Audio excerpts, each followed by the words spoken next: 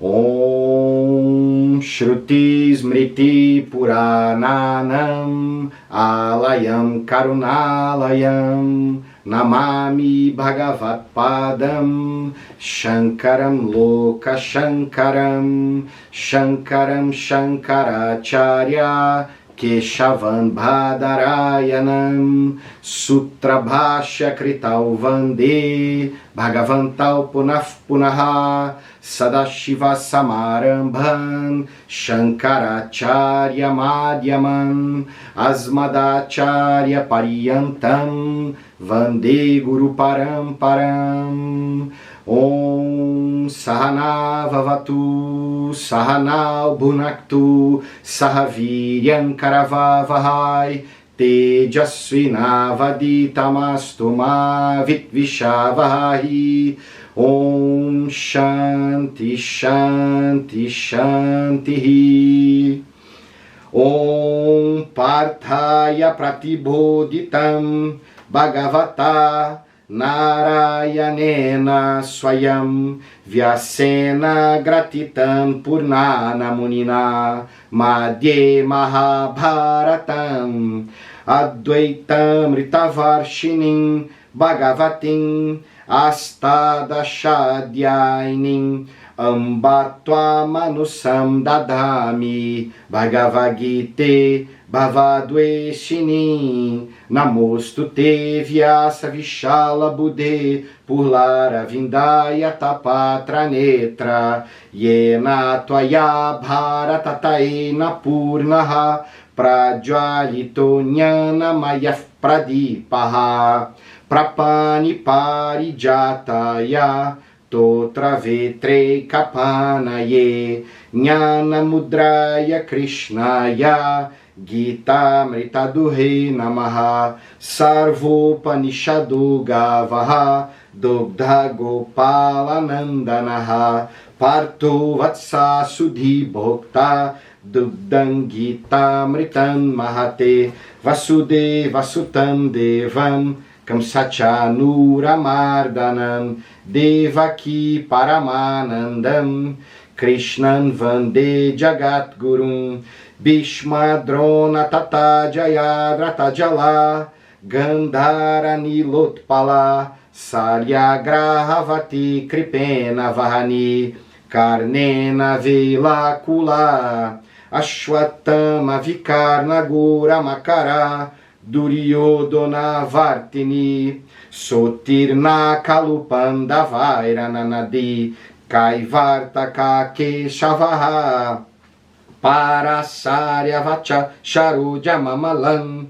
Gita Gandut Katan Nanakyana Kake Sharan Harikatha Sambodhana Bodhitam Lokesa Jana Satpadera Haraha Pepiya Manan Muda Bhuya Bharata Pankajan Kalimala Pradvamshina Shreyase Mukam Karoti Vachalam Pangum Langayate Girim Yat Kripa Tamahan Vande Paramananda Madhavan Yam Brahma Varunedra Rudra Marutaha Stuvanti Divestave Vedei Sangapada Kramopanishadei Gayanti Yam Samaga Dhyanavasti Tatagatena Manasa Pashyanti Yam Yoginaha Yasyantam Navidu Sura Suragana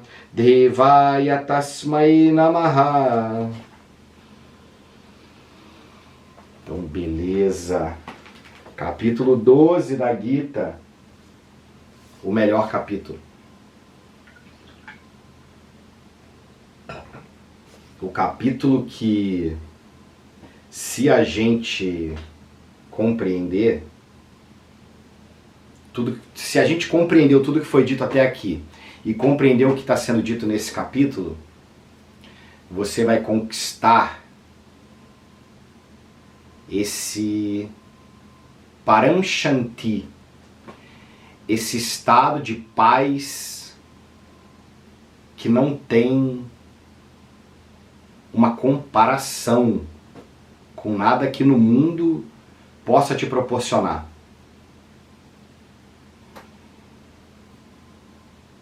a gente sofre muito porque a gente queria tudo diferente do que é. A gente sofre porque a gente acha que a gente sabe o que é melhor pra gente. A gente sofre porque a gente coloca nas nossas costas o peso do resultado da nossa ação.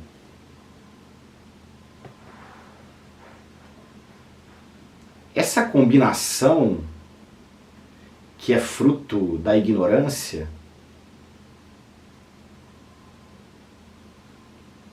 é uma parede que a gente vai criando para nossa própria paz e felicidade. Toda vez que eu crio uma autoimagem de algo negativo com relação à minha personalidade, à minha pessoa, quando eu crio uma imagem de outras pessoas que não conseguem estar de acordo com o que eu queria que elas fossem, então eu crio uma imagem para elas também diferente do que eu desejo. Quando eu crio uma imagem do futuro com uma expectativa com relação a todos os resultados que eu quero para as minhas ações na minha vida, então eu faço uma parede entre eu e a felicidade.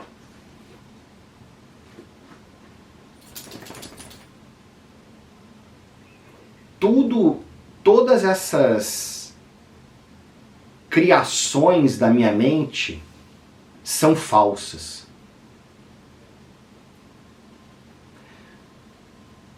Tudo que você está chateado sobre você mesmo é falso.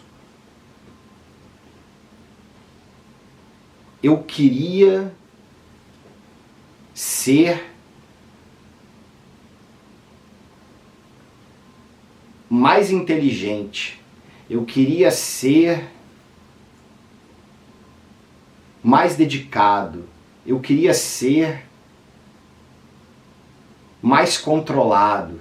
Eu queria ser mais capaz. Eu queria tudo tão diferente. Eu queria também que os outros fossem tão diferentes. Queria que a minha esposa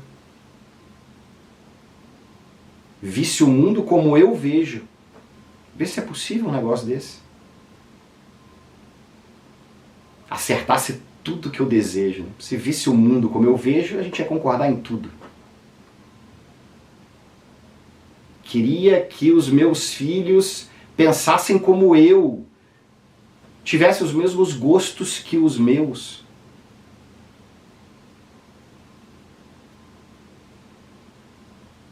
E eu queria também esse e aquele resultado, porque eu julgo que esse e aquele resultado são o que eu preciso para ser feliz.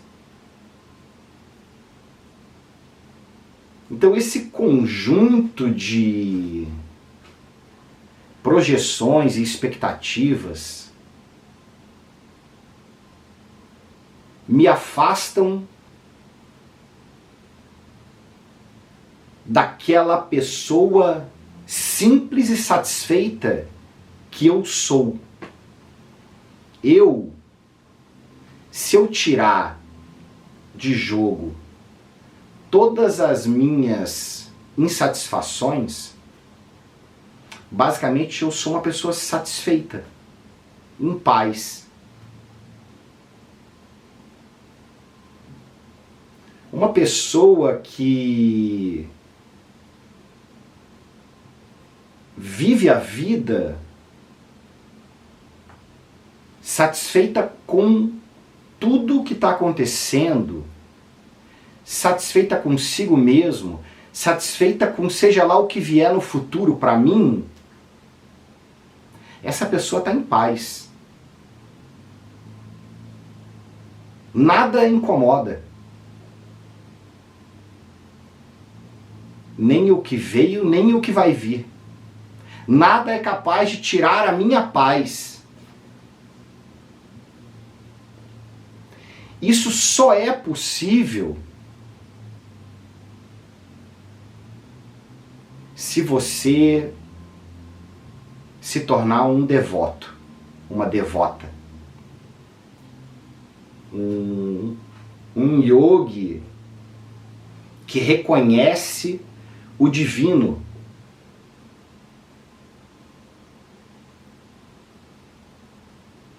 Um yogi que não se vê mais como criador, nem co-criador de nada.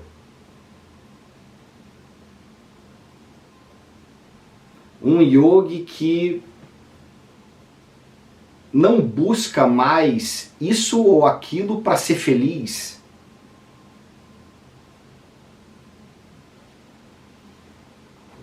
Essa pessoa é o devoto.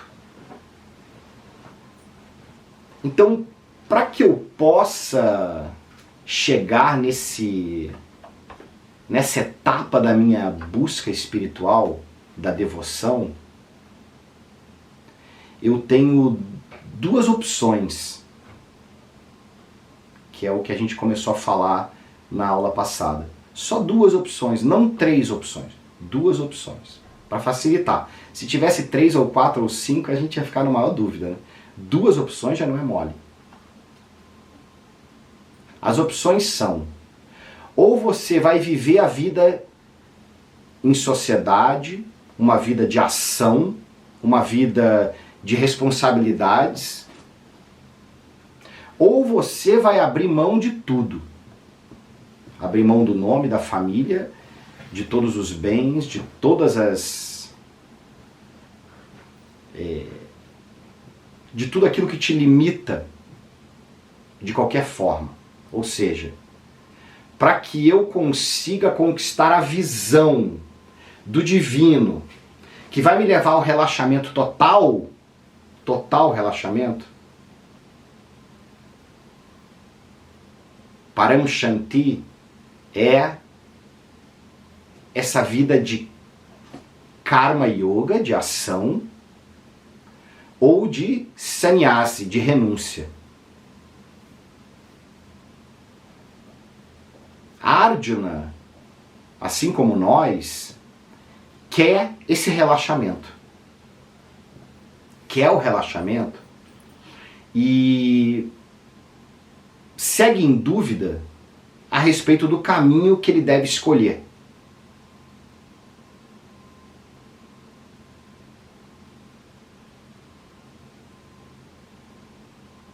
Arjuna não tem filhos e divide a esposa com todos os irmãos, né? Então dá para ele ter ele tem a opção de ser sannyasi, de se tornar um renunciante. Ele não vai deixar a esposa dele totalmente na mão, né? Porque os outros 4 irmãos vão poder cuidar dela. Vocês sabem, né? Que a esposa é dividida entre todos os irmãos.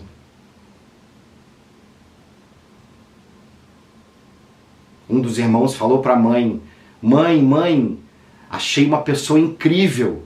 A mãe falou: divida com seus irmãos. Sem nem querer saber quem era. Porque quem tem 5 filhos faz assim, né? Conseguir alguma coisa, um pouco de cada irmão, não é nada só de um. Pronto, só quero uma esposa. E aí a mãe falou: tá falado. Divida com seus irmãos. Dividiam a esposa. Então, Arjuna, sem filhos e com essa liberdade com relação à esposa, ele poderia até escolher esse caminho de sannyasi, né? Por isso ele tem a dúvida. Se você também não tem nenhuma responsabilidade no mundo com outras pessoas, além de você mesmo, você também tem a opção de se tornar um monge, uma monja. Para essas pessoas, eu indico pegar um avião e ir lá para o ashram do Swami na Índia. Eu não estou dando aula para sannyasi. As minhas aulas não são para sannyasi, porque eu não sou sannyasi. As minhas aulas é para quem tem um monte de responsabilidade, muita responsabilidade. Muita coisa para esquentar a cabeça, não pouca coisa. Se você tiver pouca coisa para esquentar a cabeça, talvez você não vai conseguir nem ouvir minha aula. Né? Se você só tiver um peixe para cuidar, você não vai querer ouvir minha aula. A minha aula é para quem tem muita responsabilidade. Então, Arjuna, assim como nós, quer saber que caminho ele deve seguir. E Krishna, mais uma vez, vai deixar muito claro qual é o caminho. Krishna vai dizer que existem dois caminhos, realmente. De acordo com os Vedas, existem dois caminhos. Que o caminho da renúncia, que você vira monge, é muito difícil. É muito difícil. Você vai ter que estar totalmente desapegado do corpo para poder seguir por esse caminho. Você vai ter que ter feito todo o processo de análise a respeito do que é eterno e o que não é eterno. Todo o processo de análise sobre quem sou eu, Vivekaha, Nitya, Anitya, Vivekaha, a capacidade de discriminar entre o que é eterno e o que não é eterno. Então, se você quer ser um monge, uma monja, para que você tenha sucesso nessa busca, você já tem que ter feito muita reflexão, ter escutado muito, ter meditado muito. Definitivamente não é uma escolha fácil. Agora, se você ainda não tem essa clareza a respeito do eu, a respeito do que é eterno e do que não é eterno, então o melhor caminho é o caminho da ação.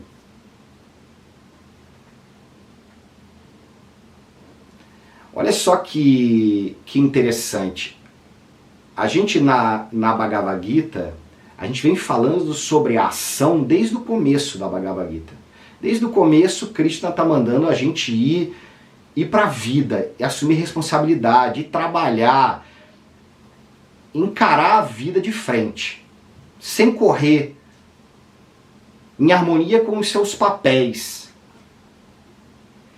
Que depois de você fazer essa prática de cumprir com as suas obrigações por muito tempo, eventualmente a gente chegou no capítulo de meditação, Dhyana.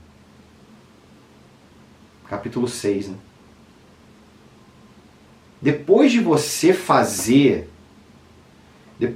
passar por muito tempo fazendo o seu melhor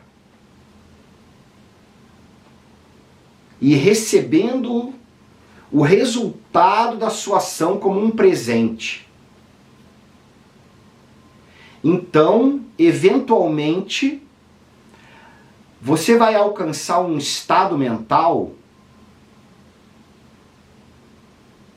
mais calmo.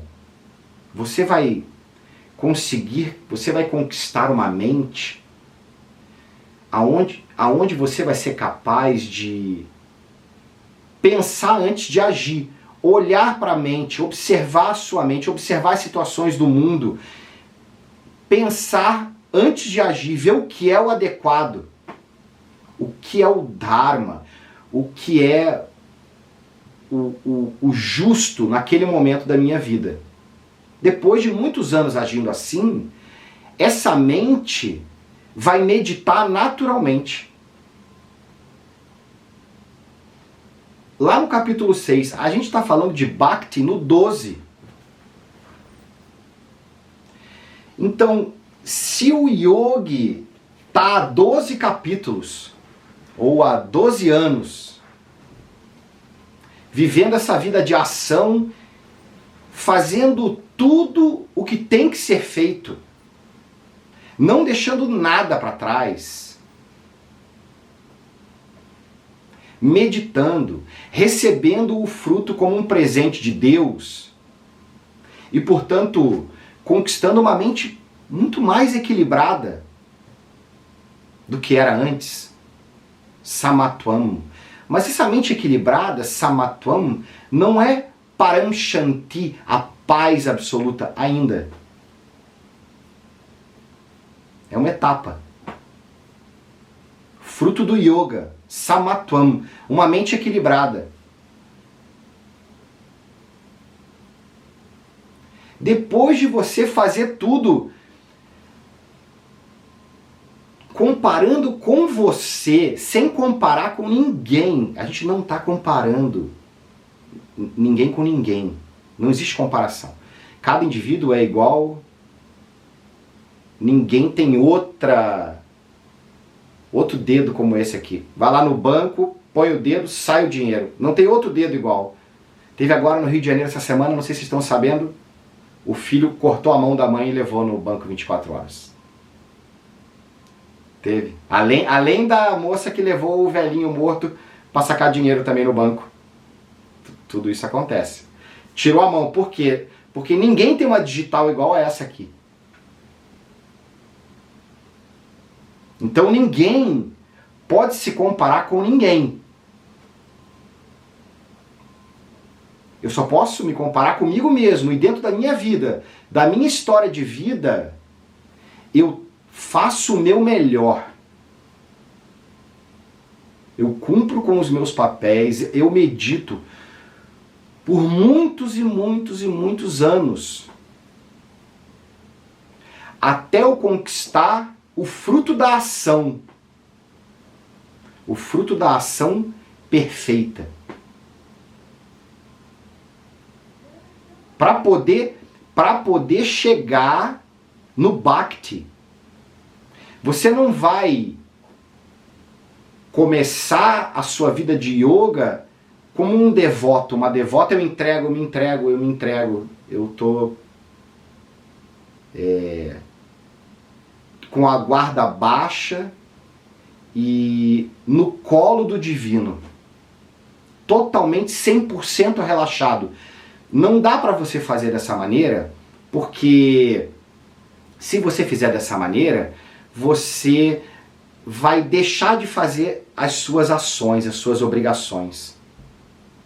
Então, esse bhakti, esse devoto, essa devota, vai nascer em você depois de você cumprir essa etapa da vida da ação yoga. Ação yoga, a ação perfeita. Depois de você passar muitos anos, sei lá, 12, 25, 6, não sei, muitos anos, acordando de manhã, e ao invés de pensar o que eu quero fazer hoje, pensar sobre o que eu devo fazer hoje.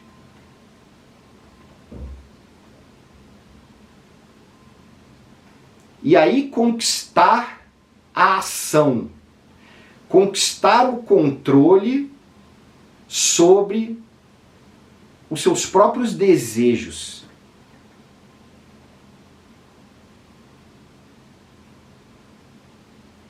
está bem resolvido, bem resolvida,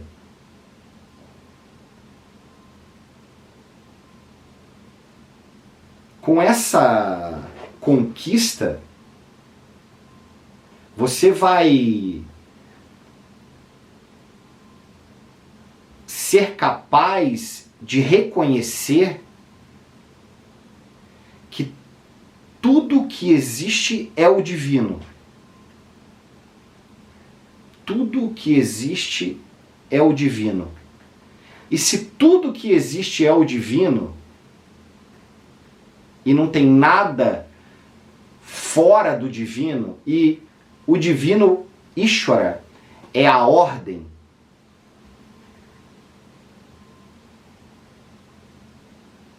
depois de ter feito tudo, eu consegui ver essa ordem e relaxar e me entregar completamente para a ordem.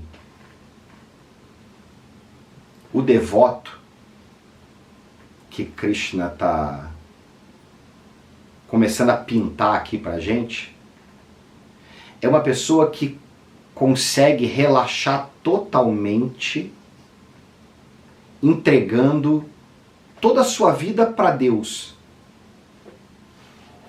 Eu não estou falando de um monge. O monge também. Mas nós, Karma Yogis,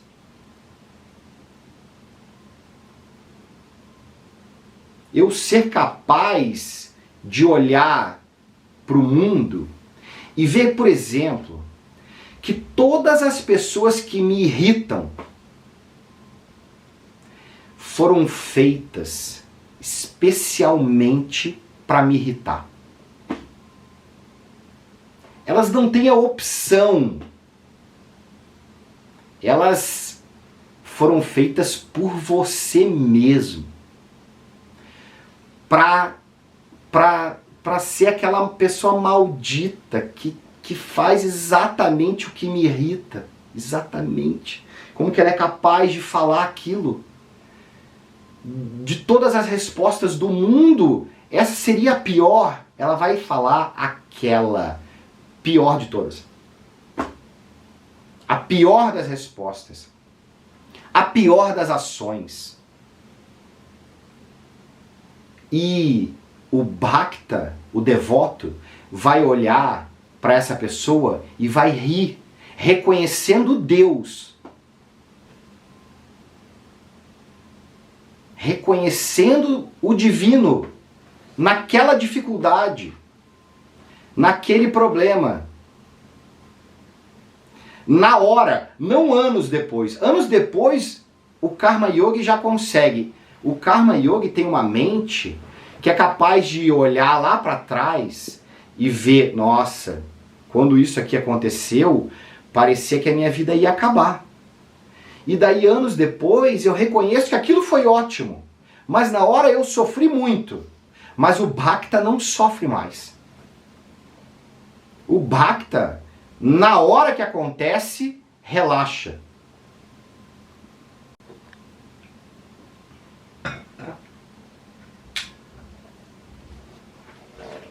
Na hora que eu acordo de manhã e os meus planos vão todos por água abaixo,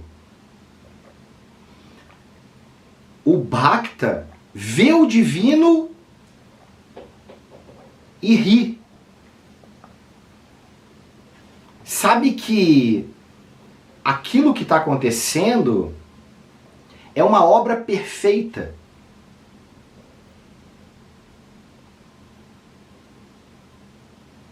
Então, antes, o Karma Yogi fazia a ação desejando algo. Se desse certo ou não, entregava para o divino. O que vier, eu aceito. Agora o Bhakta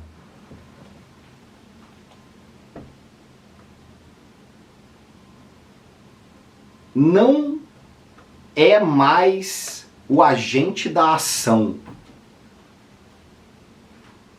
O devoto não é nenhum dos personagens que faz a ação. Todos os personagens que fazem a ação fazem sob influência de Ishvara, da Lua, de Marte, de Saturno.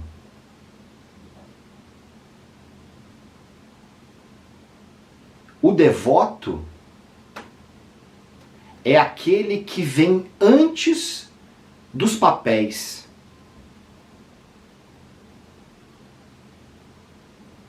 O devoto é a consciência que observa os papéis.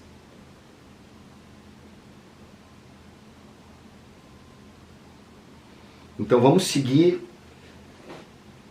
escutando Krishna.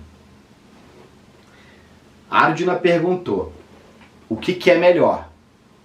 O caminho da renúncia, aonde eu medito naquele que é sem forma, ou o caminho do yoga, onde eu medito naquele que tem forma? Krishna respondeu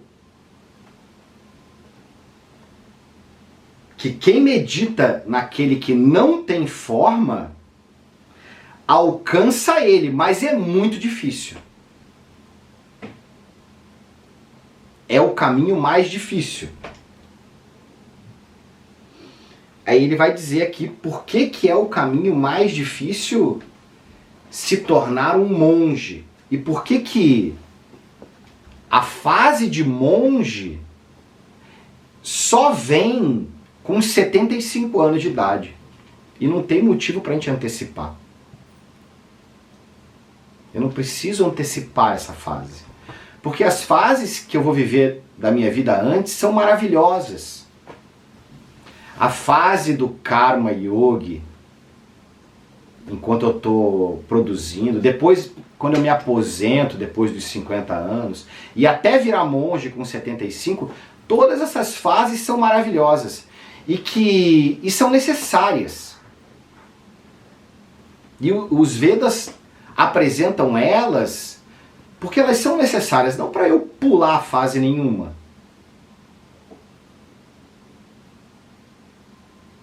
Ele diz que se você pula de fase e for direto para sannyasi, pode dar certo, desde que você já esteja desapegado do corpo.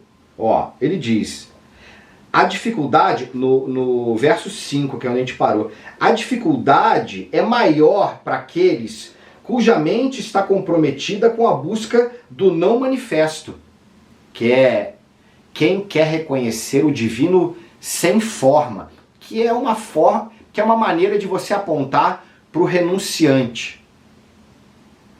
Não que nós, Karma Yogis, não vamos também estudar o divino sem forma. A gente está estudando Vedanta, claro que a gente vai estudar o divino sem forma.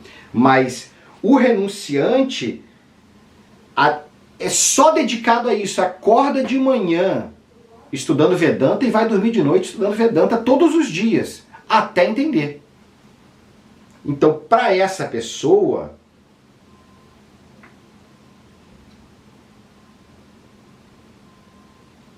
a meta dela é moksha. Ela não tem a meta, por exemplo, nós, Karma Yogis, nós temos a meta de conquistar uma mente equilibrada, por exemplo. Isso não é meta para sannyasi. Sannyasi já tem que ter a mente equilibrada. A gente falou na outra aula que o sannyasi tem que ter os órgãos de ação e percepção equilibradas em todas as ocasiões. Então já tem que ter. Então não é meta para o sannyasi. Não é meta. Não é meta para o professor de Vedanta a mente equilibrada. Não pode ser. Se você não tem a mente equilibrada ainda, como é que você vai ensinar? Vedanta, como é que você vai ensinar Vedanta se você não souber tudo de Vedanta? Vedanta não dá para ensinar. Eu já escutei 2, 3 textos de Vedanta e agora então eu vou ensinar esses textos que eu já ensinei, que eu já aprendi. Não pode. Vedanta você tem que aprender tudo, até o último. Quando você entender o último, você pode falar sobre Vedanta. Então a meta para o sannyasi é só moksha, a iluminação final, a libertação do sofrimento. Essa é a meta. Por isso é muito difícil essa meta. Não é para todo mundo, não é todo mundo que vai chegar nessa meta. Mas nós, Karma Yogis, temos outras metas antes dessa. Essa é a nossa também principal meta, moksha. Mas até chegar nela, graças a Deus, a gente tem outras conquistas. Uma mente equilibrada. Ai, meu Deus. Uma mente não reativa. Que maravilha. Uma mente em paz, relaxada. Tudo isso é meta. Então é muito mais fácil para a gente. Metas mais possíveis de ser alcançadas. Agora, se eu viro monge, sannyasi, então ou eu já conquistei essas metas, ou eu largo elas todas e vou com a minha mente agitada mesmo, insatisfeita, tentar descobrir sobre esse que não tem forma. Boa sorte.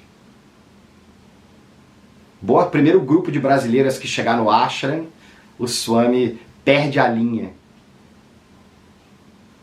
Acontece muito lá em Rishikesh. Cuidado com os Swamis. Parece que eles são iluminados, mas não são. Alguns são. Mas como é que você vai saber quem que é quem? Tudo igual. Não dá para definir. Então, qual o caminho que eu devo seguir? Krishna.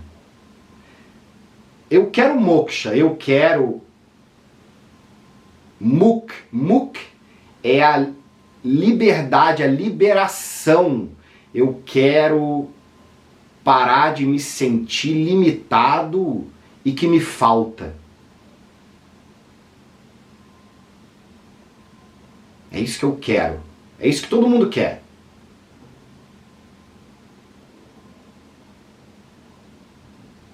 Mas se você pular etapas, pode ser um problema muito sério. Porque a tendência, a probabilidade maior é que você não vai conquistar esse conhecimento que vai te levar à plenitude, à satisfação.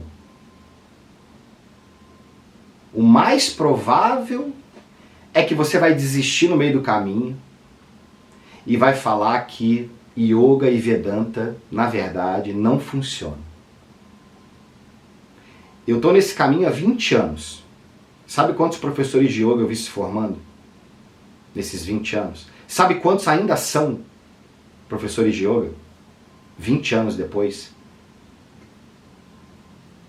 Muito poucos, gente, muito poucos. E onde é que eles foram todos parar? Aonde que eles foram todos parar? Largaram o yoga. Ex-yogi. Voltou para o samsara. Porque quis pular a etapa.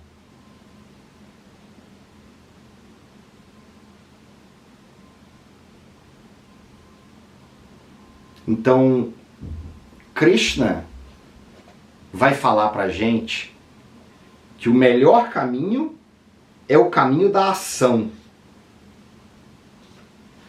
No 6, ele fala assim: porém aqueles que buscam a mim, tendo a mim como objetivo último, oferecendo as ações a mim e meditando com entrega total, para esses que têm a mente dirigida a mim, eu logo me torno o libertador do oceano do samsara, que é caracterizado pela morte, ó Arjuna.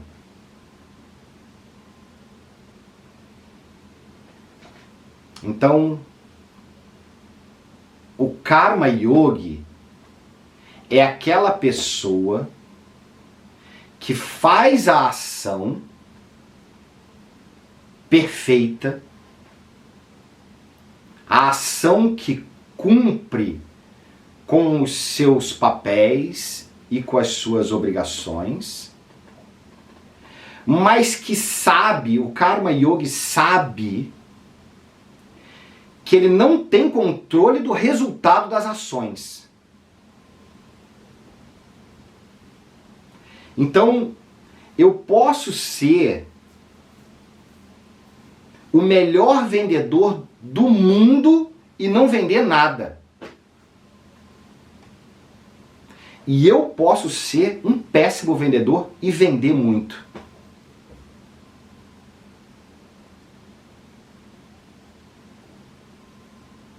Eu posso também ser um ótimo vendedor e vender muito. Ou um péssimo vendedor e não vender nada.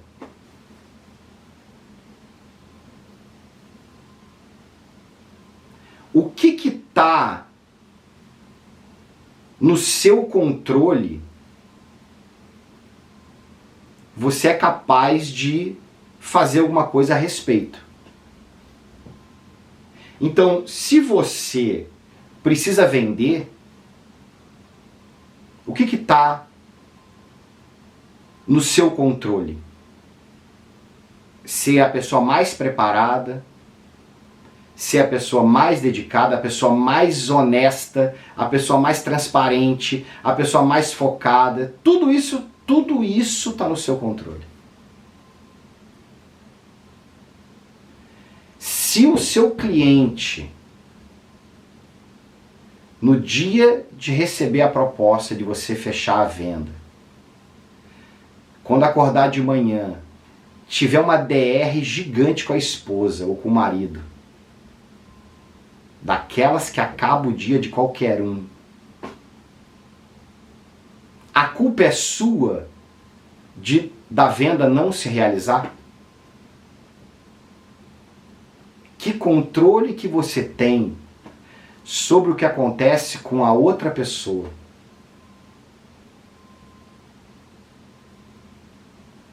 Agora, se você se prepara, se você faz tudo como um yogi, reflete, faz bem feito, com ética, meu Deus, não deita no travesseiro e sabe que não dava para ter feito melhor.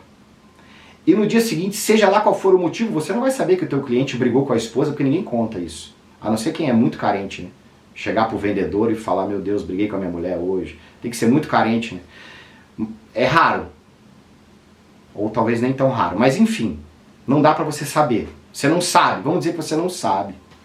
Então você vai poder, depois de ter feito tudo muito bem feito, aceitar aquele resultado como sendo o melhor, apesar de não ser o que eu precisava. Mas se você não fizer nada, se você chegar atrasado na reunião, se você não tiver as informações na mão, se você não souber as respostas que o cliente fizer, e o cliente não fechar o negócio, mas não é por causa de você, é por causa da DR que ele teve com a esposa ou com o marido, você vai se sentir culpado, não tem opção, não tem como você ficar tranquila, tranquilo.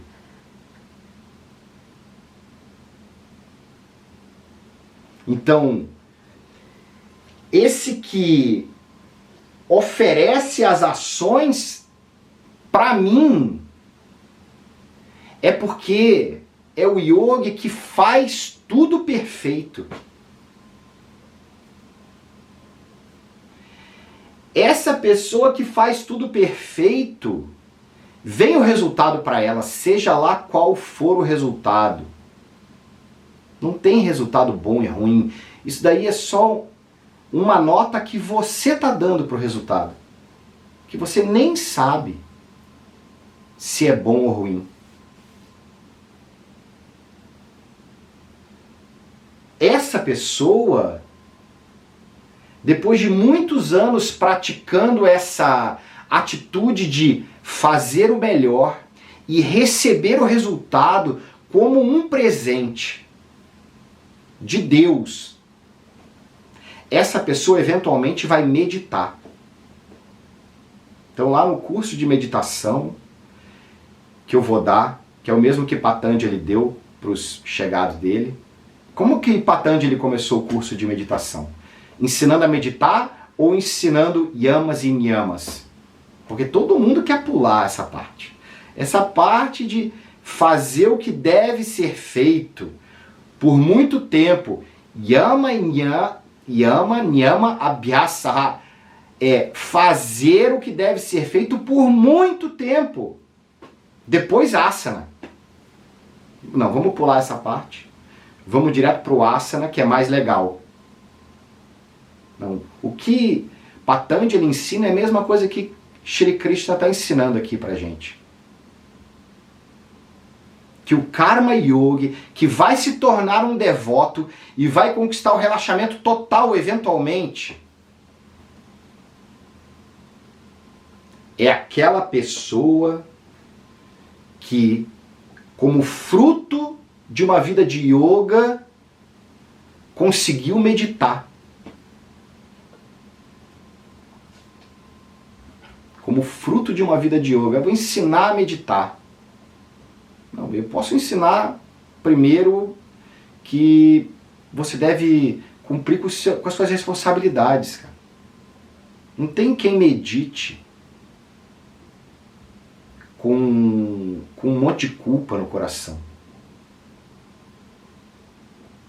Ninguém medita.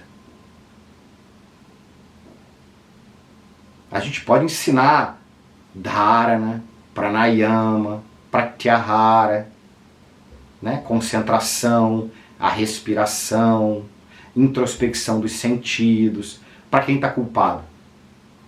Mas meditar não. Meditar é o yoga da meditação, ele acontece.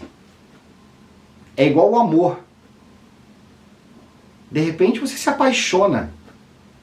De repente você está meditando. Vou te ensinar a se apaixonar, não tem como. Tá vendo aquela pessoa ali? Agora se apaixone por ela. Não tem como. Agora senta e medita. Não tem como. Vai me dar raiva até. A pessoa fica com raiva. Daí vem aquelas frases de quem precisa de aluno. Se você está nervoso, a meditação é para você. Não é. Não é. Se você está nervoso, vai trabalhar. Né? Mas a gente quer todos os alunos pra gente. Eu preciso encher a minha sala. Se você está nervoso, a meditação é para você. Esses dias eu vi o neto de um grande professor falando isso. Né? Não é, gente. Se você está nervoso, a meditação não é para você. Se você está nervoso, busque a mim. Tenha a mim como objetivo final. Ofereça suas ações para mim. Sai do caminho de Deus. Para de querer controlar o resultado das coisas. Olha, quanto mais você tenta controlar, mais você atrapalha. Quanto mais você entregar, vai dar tudo certo. Mas não é que você está cocriando nada. Não é que você é incrível. Eu também não estou ensinando um método para dar tudo certo. Vai dar tudo certo. Vai dar tudo certo porque tudo que der na sua vida é o certo. Não é que vai dar tudo de acordo com o que você quer. Da sua listinha de desejos. Uma Lamborghini, uma casa na beira da praia. Não é isso.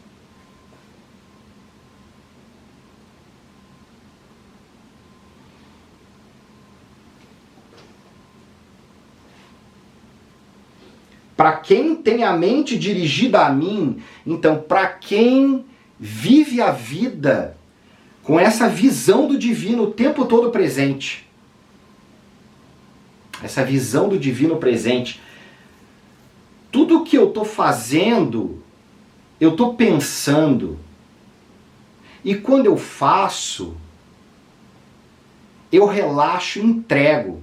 E as pessoas que eu estou interagindo, eu estou tentando ver Deus, eu estou me esforçando. Não é que eu já esteja vendo naturalmente.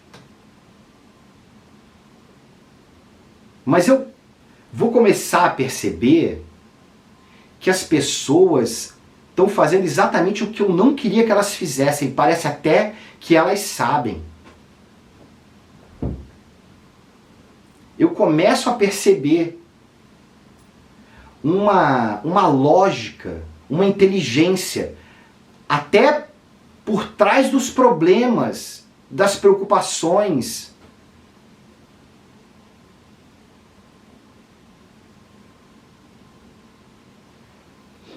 Eu começo a ver o divino em tudo.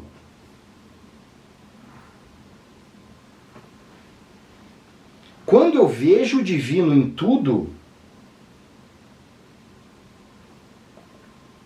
eu me liberto do oceano do samsara. O samsari é aquela pessoa que está sempre wanting, desejosa, querendo. Estou sempre desejando alguma coisa. Desejando me transformar, desejando alcançar, desejando diferente, desejando me tornar.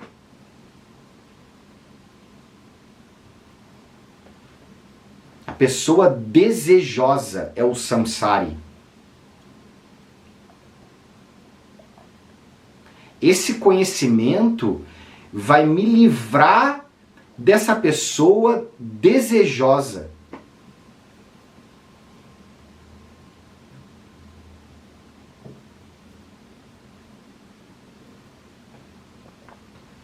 Então, quando eu sou uma pessoa desejosa, assim como num oceano revolto, quando as coisas acontecem como eu desejo, eu vou lá em cima na crista da onda. Uau! E daí todo mundo me elogia e eu falo, nossa, obrigado, obrigado. Sabe como é que eu fiz? Vou criar um método, vou ensinar para vocês como é que eu fiz. Tô aqui na crista da onda, tá tudo dando certo. E eu tô identificado com o agente da ação. Eu digo, eu fiz, eu consegui, posso até te ensinar também. Como é que é, para você também conseguir. E quando as coisas não dão do jeito que eu quero, então eu vou lá embaixo, no fundo do poço, e eu sofro. Eu sofro porque eu devo ter feito alguma coisa errada. Mais uma vez eu, com certeza fui eu. O culpado sou eu. Aonde é que eu errei?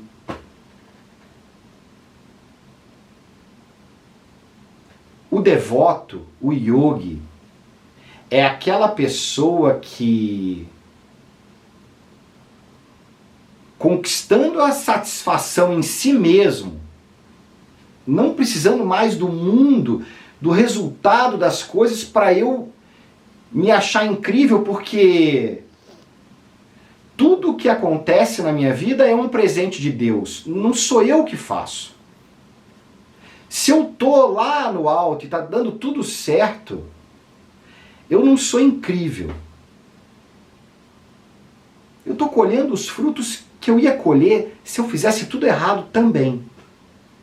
Não ia mudar nada. E portanto não adianta ninguém me elogiar. Não adianta eu ficar dizendo para ninguém o quanto eu sou incrível. Como que se faz para conquistar tanto, para ser tão maravilhoso.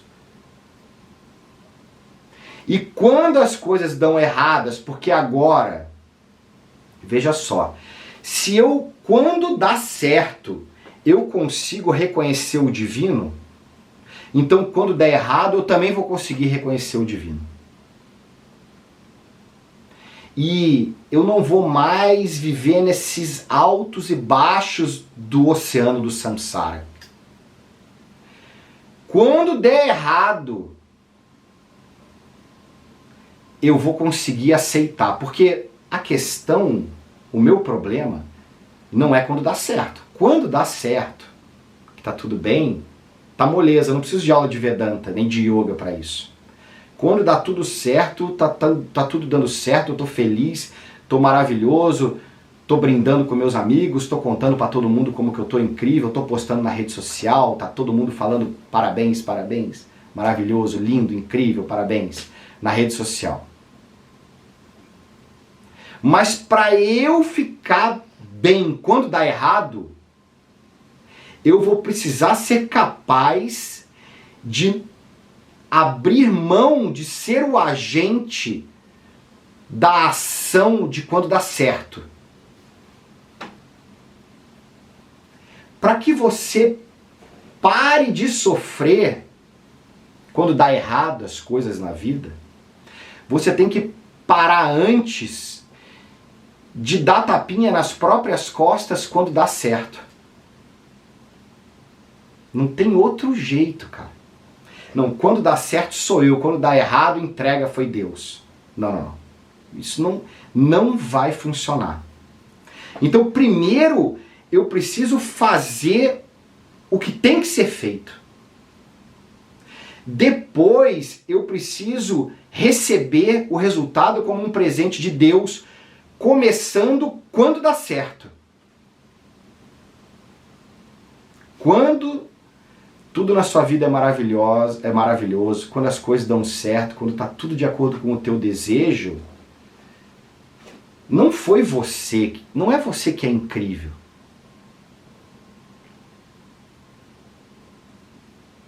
Quando dá errado, também não é você que é terrível.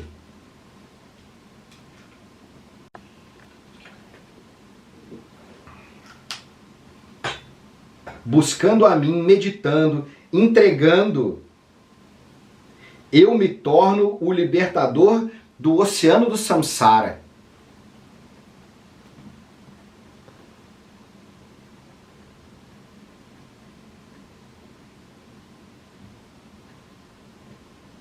O yogi que se torna um devoto, que tem a visão do divino, vê o fruto da ação vindo do divino.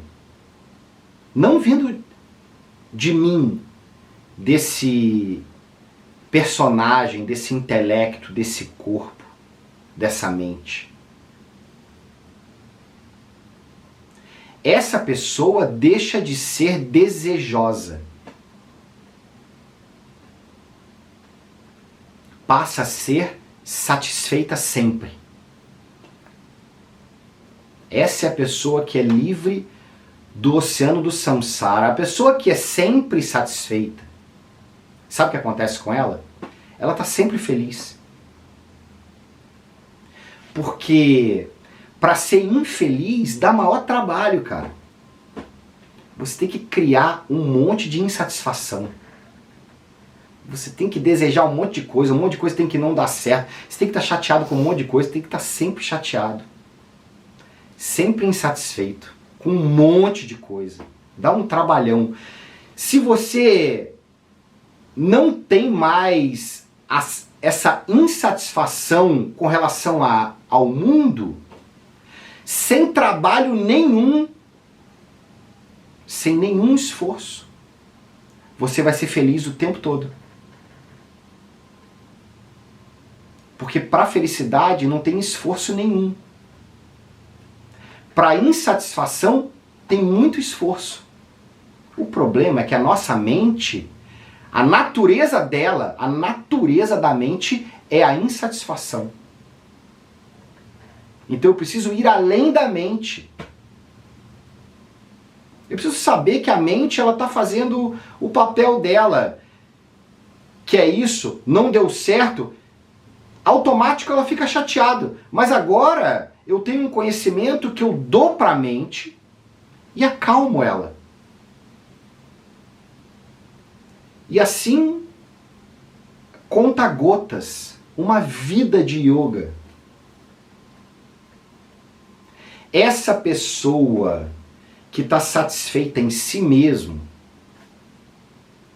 essa pessoa simples, é você além dos papéis, além do corpo, além da mente, é a sua real natureza. É quem você realmente é. Você realmente é sempre satisfeito e feliz. E agora, você é livre do oceano, você é livre da morte. Porque esse que é sempre satisfeito, sempre feliz, nunca nasceu.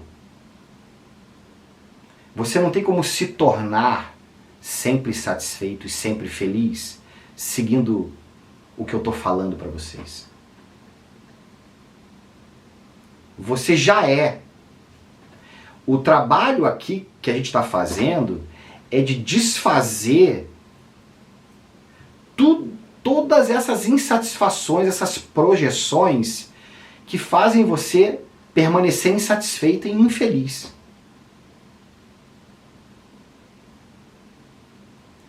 E não tem caminho melhor do que o da devoção. Quando você é capaz de se tornar um devoto, uma devota completa. Lembrando que essa etapa vem depois de você fazer tudo que tem que ser feito. Não dá para você se tornar um devoto antes de ser um karma yogi. Eu sou um bhakta. Tenho 20 anos e sou bhakta. Agora, eu relaxo, entrego tudo para Deus sem ter feito nada. Não vai dar certo. É isso que Krishna está falando. Então, cumpra com as suas obrigações da melhor maneira possível, sabendo que você não tem controle do resultado. Então, acorda de manhã, se fantasia todo, põe a fantasia do personagem que você tem que cumprir, faz aquele papel como ninguém, seja o melhor no que você for, seja lá o que for. Entrega o resultado para Deus, saiba que você não tem controle do resultado. Receba tudo que vem como um presente de Deus. Se acalma, medita, veja o divino e agora relaxa. Isso é Bhakti. Agora relaxa. Essa pessoa que vive relaxado pelo mundo, rindo de si mesmo, aceitando tudo e todos, o tempo todo, sem insatisfação. Esse é o yogi, esse é o bhakta, isso é que a tradição está nos encaminhando. Beleza? Então é isso. Por hoje, terminamos. Om Purnamadav Purnamidam Purnat Purnat Mudachyate Purnasya Purnamadaya Purnameva Vashishyate. Om Shanti Shanti Shanti Hare Om Shri Gurubhyo Namaha Hare Om.